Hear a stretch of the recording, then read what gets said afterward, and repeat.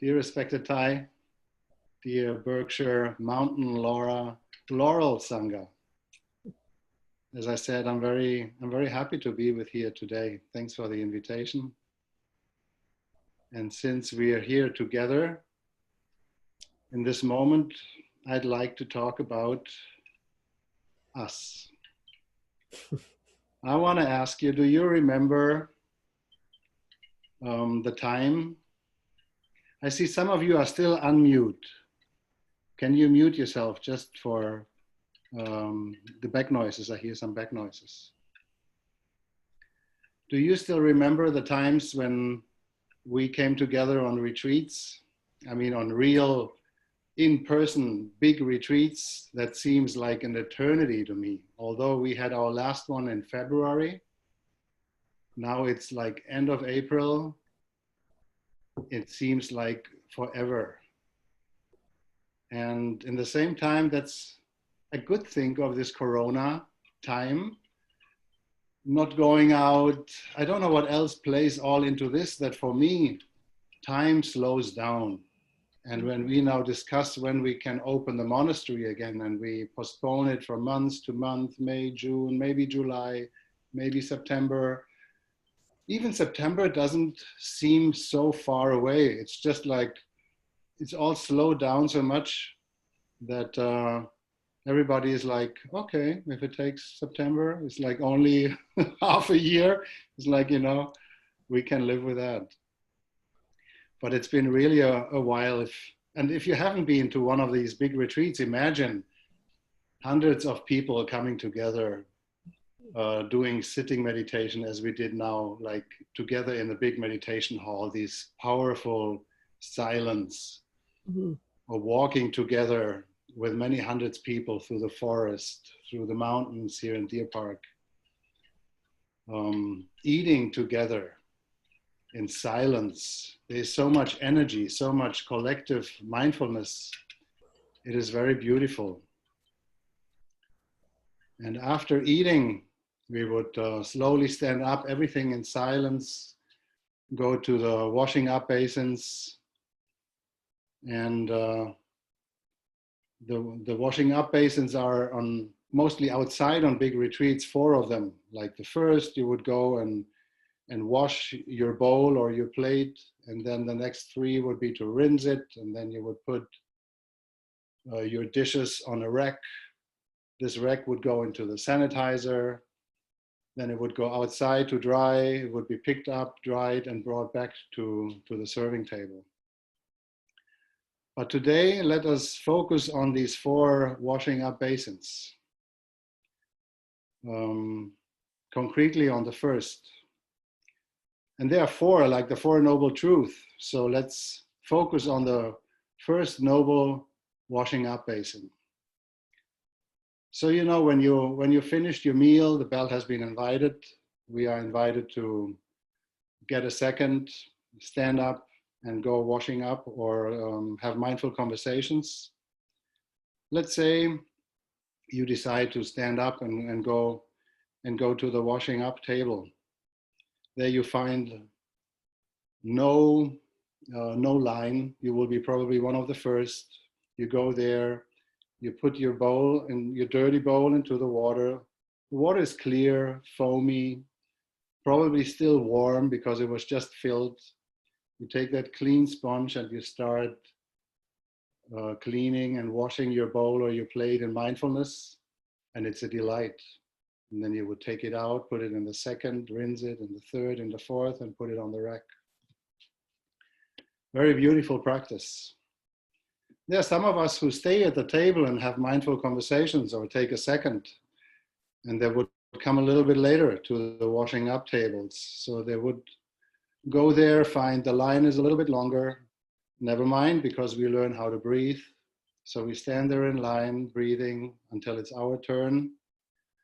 The water, not that foamy anymore, not that clear anymore, but still, what do you want to do? So we put our bowl and our cutlery inside, our hands, we take the sponge. It's not that warm anymore, and you already see some pieces of broccoli swimming there. it's okay. It's nothing that we are not used to from home, right? So we start washing our bowl. Maybe we see the person on the opposite side of the table is like putting also his whole army of plates and bowls into, and we crawl into our own little corner and wash our bowl, go to the second basin, go to the third, the fourth, put it on the rack. Somebody from the washing up team comes, puts it in a sanitizer.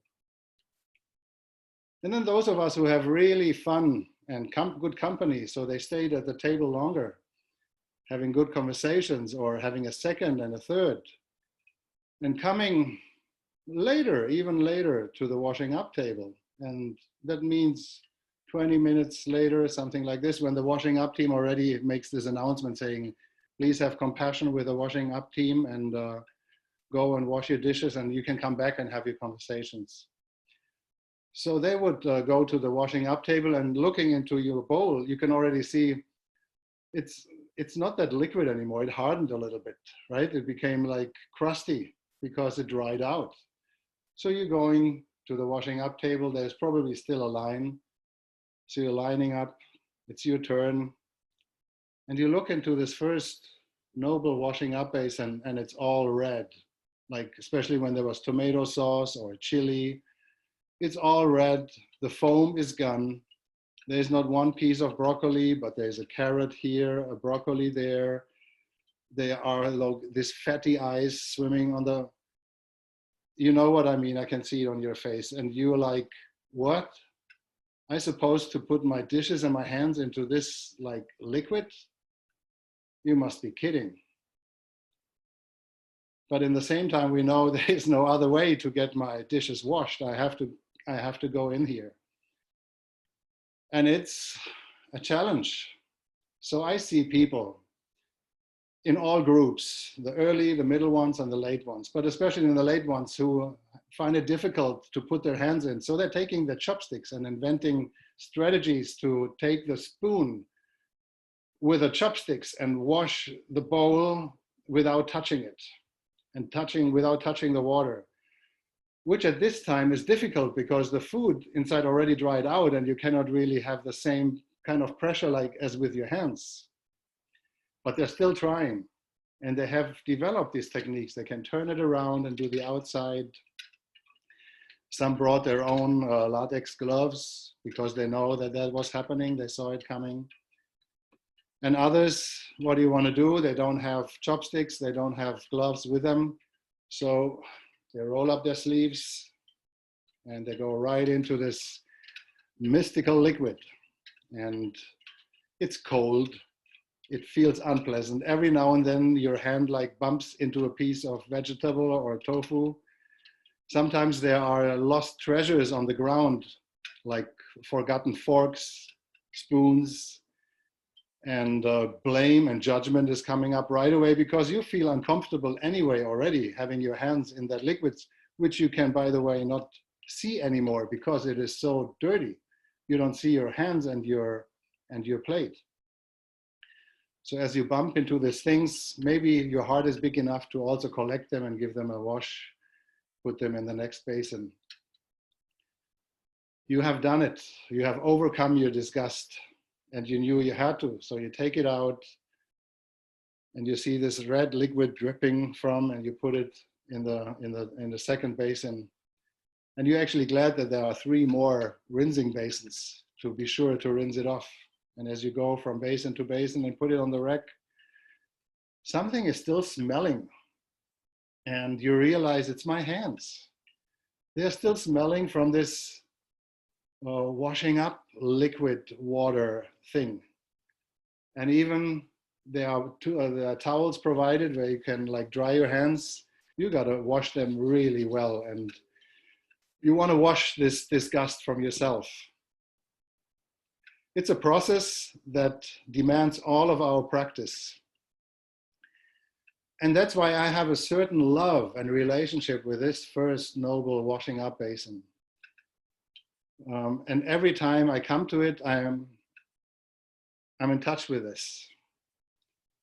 So what I want to tell you, what is the metaphor here?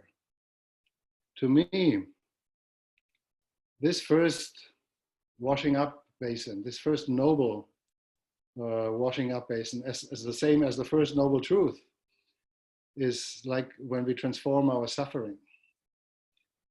And let's say our dishes or the leftovers in our dishes is our suffering.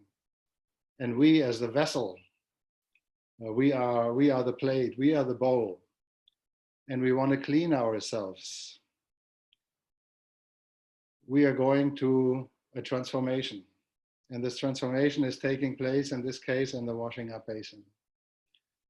So we have also early, mediums, and late transformers. If you are someone who says like, I feel like my purity and my integrity and my practice body has some specks here and there, and I would like to transform them rather early than they're getting into a habit energy or they're getting too difficult and a burden. I will go and transform it by stopping, looking deeply, breathing and embracing it. And we know all the process of practicing with uncomfortable, unpleasant feelings, painful feelings, strong emotions, overwhelming thoughts. That's what we do. We recognize it, we name it, we embrace it and hold it. And as Tai said, we rock it as a baby. We take care of it as if it's our own baby, and we only want the best for this baby. In this case, we only want the best for ourselves. We want to be at peace. We want to know and be sure that there is true happiness in us, that we are balanced. So we will go to that washing up basin. And fair enough, since everything is still fresh, also the process of transforming, of accepting, of holding it is quite warm and foamy. It's nice and clear. We can see, oh, there is another little speck here. I'll give it just a soft, gentle rub and it will disappear. And it will bring a smile on your face because you say, it is so easy to maintain this purity in my practice body. And your bodhicitta is like radiating, thanking you for your awareness, for your presence, and for your readiness to, as soon as you see you're cultivating a habit energy or you're collecting some crust, and that will start to stick and be with you, to just say, in the name of impermanence, I will go and wash myself. And fair enough, you will rinse it, put it on the rack, and it will be taken to the sanitizer, which will do the final transformation. Now, you're one of these guys who have a second or a short mindful conversation. You stand up and you go to the washing up basin. You will also see, yes, I've been sticking around a little bit, and I knew that if I would have gone earlier, it might have been easier to wash this bowl of mine, so my vessel clean. But I know, somehow I thought I can forget about it and maybe it will just disappear and take care of itself, or maybe someone will come and offer to wash my bowl. So I just hung out a little bit longer, thinking this will go away, or maybe even by time it would disappear. Fair enough that we recognized it didn't disappear. Nobody came to offer washing our bowl. And knowing that it will only get worse and drier and thicker and crustier, we took heart and went to wait in line with many others to go and wash our dish, to go and transform our suffering. While staying in line, we already see like, oh my God, the longer I stay here, the drier it gets. So I hope they're not taking too much time taking care of their suffering, because I have a suffering that's getting worse and drier. So now is your turn and you go in, and fair enough, there is still the possibility, because the water after so many transformations before you is not that clear anymore, as we said. And you have a broccoli here swimming, the foam is getting a little less, and the red color of the tomato sauce already like appeared, the little fatty eyes swimming on top. But it's still like lukewarm, and you say it's manageable. You know, it's not like the most pleasant place to transform. But here I am, and there might be better conditions, there might be worse conditions. So I'm kind of in the middle way, still good enough. And as you wash your dish, you see it takes a little bit longer, maybe you had compared to other times when you went earlier. Seeing it's not that easy anymore, and that sauce is drying really quickly. So the effect of it is, the consequence of waiting is that you have to wash a little bit longer because it's more difficult. So you have to stick actually longer in this liquid, which is not getting more pleasant. But you do it, and you pass it on to the next rinsing basin, to the next, and put it on the rack. Your hands, I would say like also medium, a little bit stinky, but not too much. Now the brave ones or the first timers who come to a retreat the first time, who are blissed out by the collective energy, this powerful eating meditation, who want to share with their table mates about their experiences, their transformation, this bliss and joy they have experienced during the retreat, being maybe the first time here, not knowing what the practice holds for beginners. Talking and enjoying the present moment, being maybe reminded by the washing up team to please wash their dishes so they can take care of the basins and come back and have their conversations. They excuse themselves from their table mate saying, I'm just quickly washing my dish and I'll be back in a minute. Going there, waiting shortly in line, the line is getting a bit shorter. And you can imagine what happens, right? This warm, crystal clear, foamy transformation liquid turned into a dark red, unfoamy, fatty eyes, vegetable, full of vegetables and forks, spoons, treasure on the ground of it. So what do? We know, still in this bliss of the retreat, I said, I'm going to do it. And the moment I put my hands and my dishes into the liquid, I knew this was not a good idea. It is cold. It feels immediately. It also smells already. And I'm losing my fork. Looking for my fork, I find all the other ones. I bump into pieces of broccoli, into pieces of carrot. There's a tofu because it's soft. I can tell it's a tofu, but it doesn't make it less disgusting. Now, if I can't stand it, I will bring my hands out again, fish my chopsticks, get my bowl with the other 2 fingers, get the spoon. If you're handy and you use chopsticks like this, you will take the spoon and clean your bowl until you see, I've been sitting at the table and talking for too long. It's already dry and the chopsticks don't do the job. So I have to really use my hands. If you don't have gloves, you got to go back into this liquid because you need water also to remove it. Long story short, it's a difficult, painful, and disgusting job. And doing it once, maximum twice, if you forgot the second time what you have experienced the first time, but you won't 3 times. You will always, after the bell has been invited, after 20 minutes after lunch, be one of the first. And look at the monastics. When you say, observe the monastics and do what they do regarding to mindfulness, the same is true with washing up. You see all the monastics standing up right after the bell, going to the washing up basin. They know why. They've been to many big retreats. So we're all laughing, and I appreciate that because because we all connect with this disgust, I think, and with this painful challenge to put my hands in there and to bring them out, and it's not done. I see I did the job, my bowl is clean, but my hands are still smelling and I need to clean them. So if we have been at such a place, not only at a retreat, but also internally, like in our lives, emotionally, being in storms, and I believe that each one of us has been through something like that.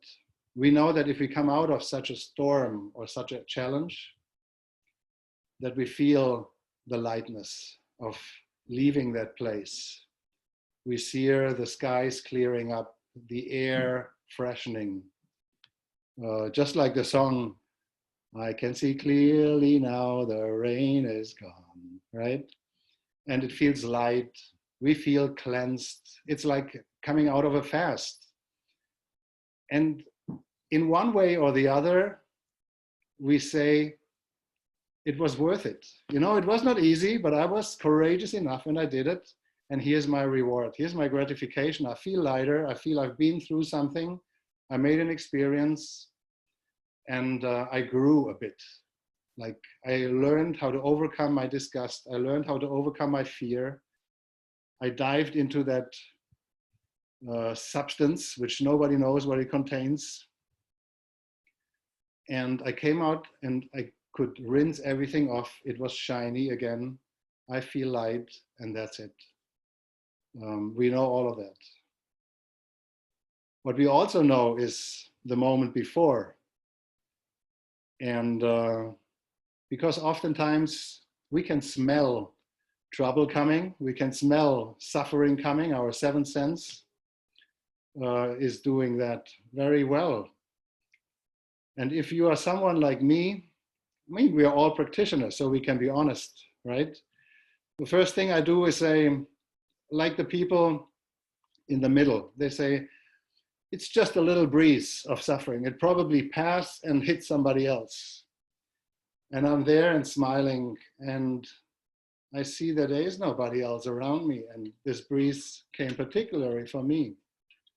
So what I'm saying then is, because I'm a good practitioner, I recognize the breeze, I name it, and I say, I accept the breeze.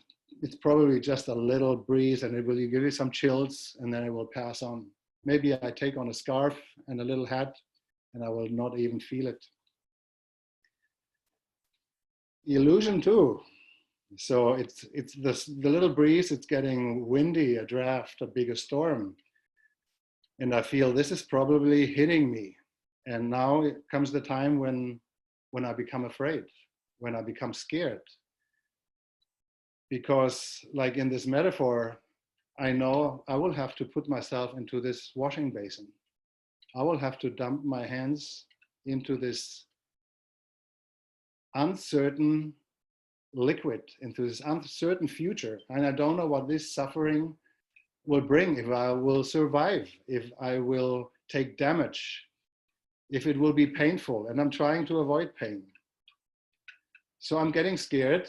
I'm getting anxious, a little bit restless, still hoping that somebody will save me, looking that somebody will come and say, can I wash your bowl, dear brother? Or it will disappear. I close my eyes and open it and everything is sunny again. And maybe I still ignore it. I distract myself. I go and practice sitting meditation, walking meditation. I do metta meditation for myself. I say, if I only take good care of myself right now, that's all I can do. And the suffering will know that I'm practicing well and it doesn't need to hit me because I don't need it. I will grow differently. I will grow by reflection in a noble way. I don't need the bitter experiences. Reminds me of, you remember what Confucius said? There are three ways by which you gain wisdom. One is by imitating. Like, as I said, like if you imitate someone, like the monks and the nuns, often we say, just observe the elder ones and you will learn from them. The second way Confucius say is by, and that's the easiest way to observe and to imitate others. The second way is by experience, which is the bitterest because you're going through it. And the third way is by reflection. which is the noblest, because it's an insight. Mindfulness, concentration, insight. And I believe we need all three of them. But there's the time when I believe, when I feel the suffering is just knocking at my door, at the doors of my senses, and I can feel there's no escape. I'm still hoping inside of me that if I just practice well enough and have that insight of what the suffering will teach me, it won't hit me. Please don't hit me. I will be a good practitioner and take it to heart. Fair enough, this is not how it works. And we need, as I said, all three of them. And just, if you have been surfing or in a wave, you know the feeling if a wave washes over you and tumbles you like a laundry machine, and you're getting underwater and you're turning and you don't know where you are, and your air is running out. Maybe you bump with your butt or your head or your shoulder at the sand, like maybe swallowing some salt water. Then you see some light, then you see some darkness, you see some bubbles, and at one point it spits you out. And you come there to the surface again, like heavily breathing, looking around, looking at your hands, seeing the sun, breathing in air. And if not a second wave is hitting you, you know you made it. Sometimes there is a second wave. And you say, I made it. I made it. And this is the moment when we feel cleansed, when we feel light. I said, I made it. And it was not that bad. Sure, I didn't know where I was. It really hit me hard, but I'm alive. I'm here. I can breathe. I know that I'm here. And I feel light. I feel cleansed. I think I have accomplished something without doing anything. I have just surrendered, and transformation has happened to me. I didn't do anything. I just needed to be here. And I didn't have, honestly, a chance. I tried to cover up, to distract myself, to run away and to hide, but nothing helped. I had to not even confront it. I think this is the wrong word. I had to surrender to it and let it do its work, welcoming it. And that's cradling the baby. Even the baby is crying and you see the pain in the baby's face, you continue to be there. You don't drop it somewhere and say, I'll come back in an hour, maybe it just stops crying. We get washed over, we lose orientation, and we come back to the surface.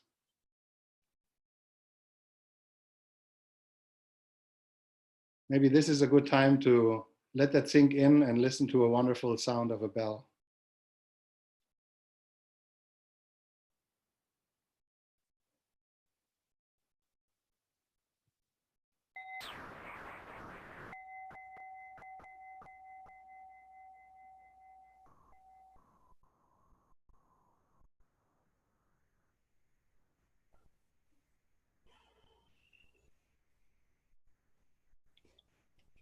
Now, these transformations happening to us, they all have something in common. As we found out, like they have this mystic, nearly alchemistic consistency. They require or consist of uncertainty, vulnerability. They require courage. They require also compassion, mindfulness, a bit of curiosity. I get myself into because I'm curious what will happen.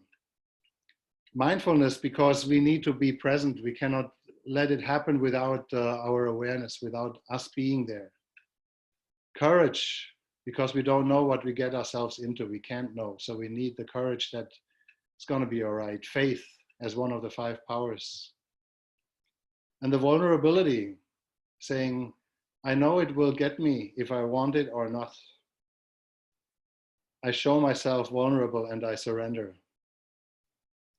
And the uncertainty, I think, is something that we're confronted with anyway, every day, if we don't ignore it. That each moment is uncertain. The future is uncertain. And else, every transformation needs a kind of container where this metamorphosis can take place. In this case, it's the washing up basin with this reddish, unfoamish, cold, chunky, fatty liquid, which nobody would like voluntarily touch or put his hands into. For our emotional or mental suffering, it would be our body as the container of these feelings, as the container of these thoughts, ideas, perceptions that we have built up. Nobody forced us to believe in this or in that we could maybe maintain happiness from now on forever because we had that great insight during a blissful meditation. And now I know how to tackle everything, just to find out the next wave really got me hard. But I'm out again.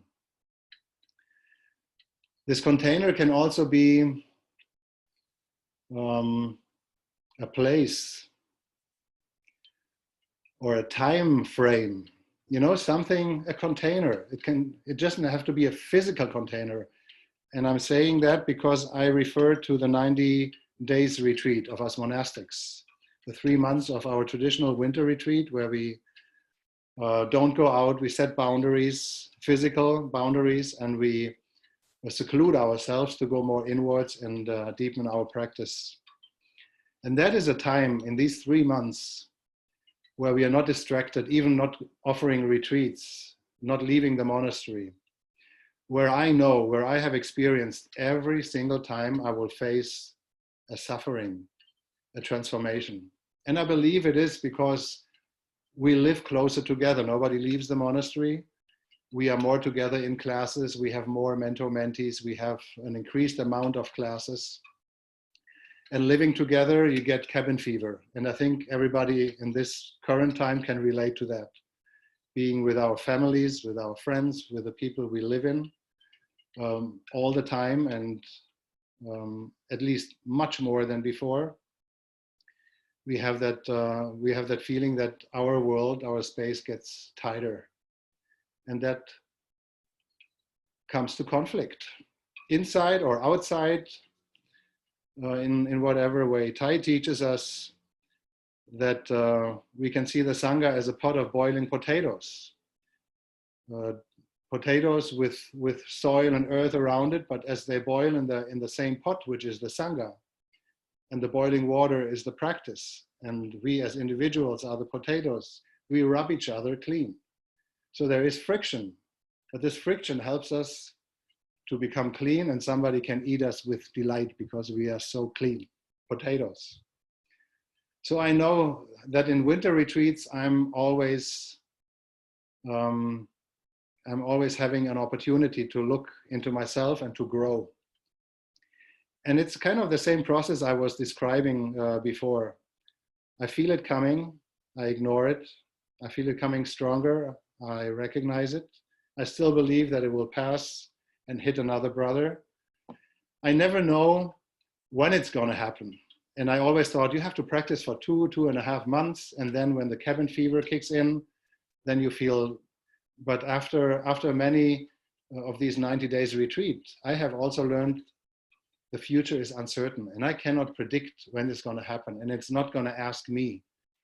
When conditions are right for me to be transforming something within me, which has not been ripening so far, but which I need to grow further in my spiritual life, it won't also ask me, because I'll probably say, no, thank you. I'm waiting for someone to come and pick up my bowl. I'm not going there to wash it. It's not asking me. So I know that in every winter retreat, it will happen. I feel it coming.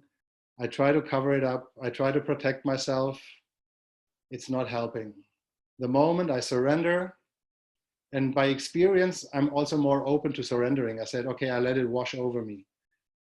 I just, the less resistance I give, the less I will actually be painful. I will suffer, it will be painful, but if I agree to it, to have something changed in me, and I have faith that this is for my benefit and for my own growth, and I give permission. I give myself permission to grow and to be washed clean, I will suffer less. Another container I read about, a rabbi was telling this story, is the lobster.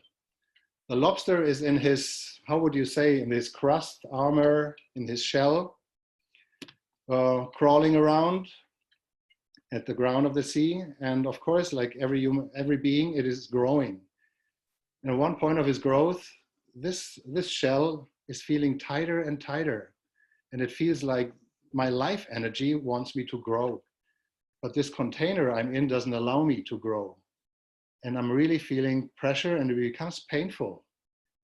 And again, is a metaphor also what is happening to me in my winter retreat. I feel I need to grow.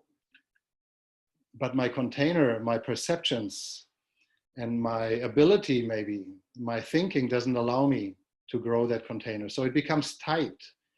I become anxious in there. Will I have enough space to breathe and stay alive if nothing changes? So unconsciously, I wish for change.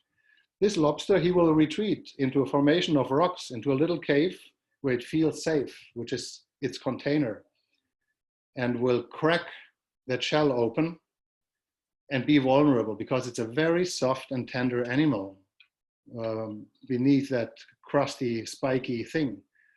But it's also very safe that nobody will eat it in that time because it is there inside the cave, inside the water basin, right? So the dirtier it is, the safer you are actually, because nobody can see what you are doing and what is happening to you.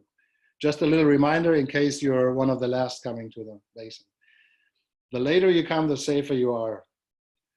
And fair enough, with time, the lobster grows a new armor, a new protection. And when it's done, it goes out again and has enough space to grow again. And there's enough space inside until one point, and it will have to retreat again. And we know when this is happening. The lobster knows it, and we know it because we feel it. We feel we're getting tight. We feel something, it's becoming painful. And latest, if we think it's not us or we have to run away, we know it's time to surrender. So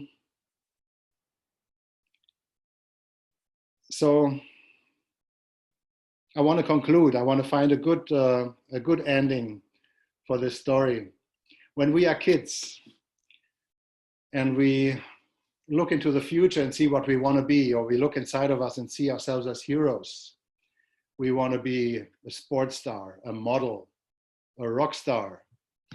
We usually see us as finished sports stars, celebrated on masses in the stadiums, applauded by many hands, walking on the catwalk, being on the front page of beauty magazines, or being on a stage and 10,000 of people are cheering to us.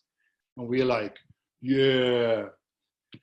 But what we don't see as kids is the way that leads to that stage, to that stadium, to that catwalk. So we're jumping from our table with our dish to the sanitizing machine, right? And we see only the finished product, the finished bowl coming out of the last instance, the sanitizing machine. I would say that not only children think like this, but often we have good wishes for New Year. New Year's, how do you call them? I cannot hear you anyway. You know it. We say, I want to lose 30 pounds next year. Resolutions. That's it. Thank you. New Year's resolutions. We are too far into the year. I forgot about it. So we have a New Year's resolution saying, I want to lose 30 pounds. And what I see is I lost it already. You know, I'm saying it and I see myself without these 30 pounds. And I can speak about it because I lost 30 pounds since December. And I can tell you it was hard work. Yeah. It was hard work. It needs a lot of commitment. It needs courage. It needs vulnerability. It needs curiosity. It needs diligence. It's uncertain. I weigh myself every day and it goes up and down and it's frustrating. Then I'm happy. Then I'm frustrated. Then I'm happy. but slowly but steadily you get there. So the question is not only, and especially as practitioners, as people who practice mindfulness, who know that impermanence is a law and that it is happening to us, and that apparent happiness and apparent suffering are two sides of the same coin, are just different frequency of the same wave, and that they will come both. And we learn to practice the middle way, not attaching to the one, not being carried away or attaching to the other. We have to ask ourselves, what am I willing and able to suffer from, to be there where I want to be? What I'm able to sacrifice. Am I able and am I willing to sacrifice some comfort? Am I willing to give away some certainty, some safety? And immediately my mind kicks in and says, maybe it's not necessary to give that up. But my experience says it is necessary. I can do it by reflection, as Confucius say. But as I also said, they inter-are, and we need all. We need the imitating, we need the experience, and we need the reflection. So I cannot become a Buddha. And the Buddha didn't become a Buddha just by sitting under the tree and sitting out these 6 years. He was starving, he was nearly dying, he was found. He suffered a lot. He went to a lot of teachers. He was frustrated probably a lot of times because he was looking for something and he knew what he was looking for. And he couldn't find it with this teacher. He couldn't find it with that teacher. He thought, if I only starve and become an ascetic, who doesn't eat anything, I will finally reach that state. Nope, it didn't work. It was only when he discovered it's the middle way to go with, and to surrender, and to be present, and to see that what we wish for and what we need and what we are, basically, what we wish for is what we are, our true selves, and our perceptions and the limitations we put on ourselves and our lives are only hindering us from being our true selves. So if I surrender and allow myself to be my true self, I just have to agree to being washed over if necessary. If I waited too long and my afflictions have become a little bit crusty and dry already. And I might learn also to stand up from my dining table a little bit earlier, right after the bell, follow the example of the monastics because they've been through a lot of suffering, and wash my dishes on time. There's the other saying that says, what is the difference between a master and his disciple? It says the master had failed more times than his disciple has ever tried. I think this is very true here too. So when you imitate or you observe and copy your role models or the monastics who have really, we suffer a lot, but we learn how to suffer. And when you come to a retreat and you experience suffering, you can look at the monastics. When you see they're standing up, you stand up. You better stand up and follow them. Don't be too far behind them. Then you will have a gentle and soft rubbing potatoes. So that's my homework for you today, to look into yourself and see into your vessel, into your own bowl. What is there? Is there a little tomato sauce there? Is there a chunk of this is here? Does it need a wash? Do I want to do it now? Do I have the space now? Or what is my motivation not to go and wash it up? And am I taking responsibility? Am I owning this disgust when I go too late because I distracted myself? I thought it will be over and I covered it up and deluded myself. Or will I try all of it? And I think, honestly, we will try all of it. We will be early, we will be in the middle, and we will be at the end. And it will be all a wonderful experience. And we are still probably not at the end, not nearly at the end, because this is what this beautiful life contains, to be washed over and washed clean again and again and again. And coming from California, maybe until one day we learn to surf this wave and just come elegantly back to the beach, lie down and get a great tan. Then we know this is nirvana. But so far, until then, we have to be washed over again and make the best out of it. I want to conclude with this. Thank you very much for listening.